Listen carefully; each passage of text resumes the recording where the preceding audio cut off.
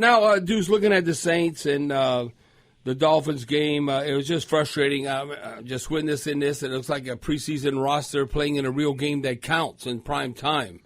Now that Taysom is back, Ian Book, as he goes back down the totem pole, so to speak, is it Taysom Hill, if everyone's healthy, last 2 games, and then Trevor Siemian and Ian Book? Is that kind of what you see? Yeah, I think it'll go back to what you had earlier in the year. I think, obviously you want to get any of those young players an opportunity to play, but the thing, you can't expose them to that many plays. I mean, if I can spot play them, Bobby, then great. With Ian Book being really the only quarterback that had been in the building outside of Blake Bortles being signed late, obviously he had to play the most of plays. I mean, but you take a guy like Easop Winston, who has been able to fill in the last 3 games. Right. And Deontay is back, able to come off. He's not suspended anymore, still on the COVID list. But, I can't say that you've missed Deontay's presence, but I wasn't truly worried about Easop not being able to catch a punt. He's getting 10 yards, 11 yards a punt on some of those punt returns. And so that's been a pleasant surprise. Other guys, Landon Young, when he got an opportunity to play that one game, he was a pleasant surprise. So, I mean, I think you can spot play some of those young guys, but you have to limit their amount of plays. But I do expect Taysom to kind of take over the quarterback role, tomorrow. I know they didn't practice today. He'll take back over that role, and, you'll start to get some of those other guys filling back in as well. Deuce, what is your take going forward? Alvin Kamara, you look in the Bucs game, you look in the Dolphins game. I mean, he had pass receiver or as a rusher, 91 total yards. He had 59 against the Dolphins, only 31 against the Bucs. You could see they're forcing the quarterback maybe to make plays. They haven't 8 in the box, maybe half of the time, if not even more. Then you say, well, Ingram only had 4 rushing attempts, but we didn't have enough offense snaps because we didn't convert on third down. We 0 for 12.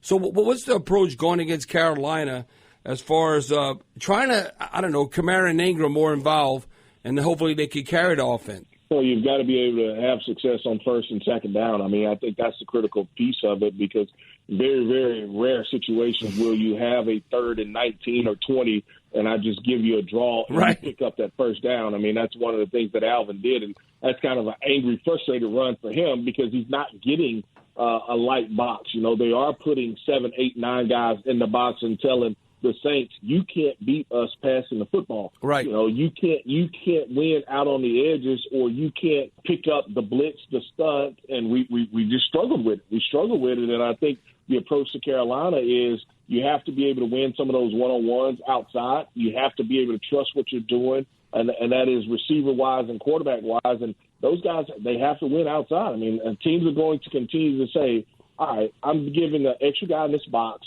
and either we're going to tackle you for maybe a 1 or 2 yard gain, 3 yards at best, or you're going to take advantage outside and be able to complete some passes. Deuce, your feeling on what's going on with Carolina in the quarterback position, the most crucial spot on the field.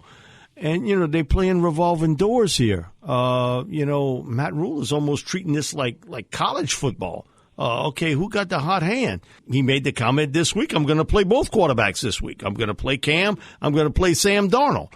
Now, to me, that really has never worked in the NFL when you start switching quarterbacks around the way it is. And it's obvious that I think the hits and the injuries have taken a toll on Cam Newton. He's not the player we saw in that 15-1 year when he was MVP.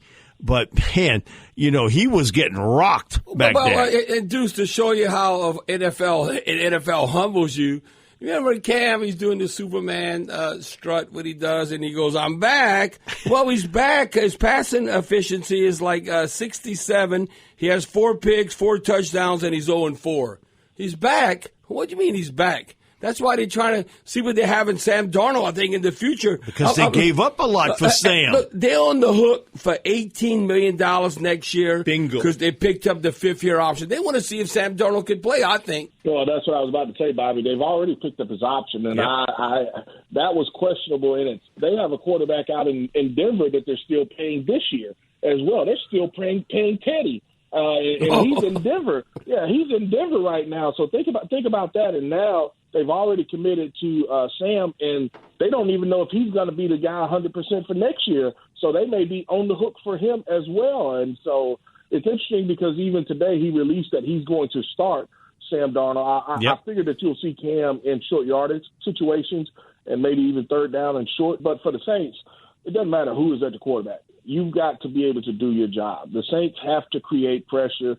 They can't allow either quarterback to feel comfortable. If you go back and you watch or you remember that first game we played against them, we didn't get a ton of pressure at all. No, they whooped us. And Sam was comfortable. And it was probably his best game this year. It was his best game. And then, remember, he had some runs as well where he was able to chuck it and make some plays with his feet. So the Saints can't afford to go out there, particularly defensively, and play like that.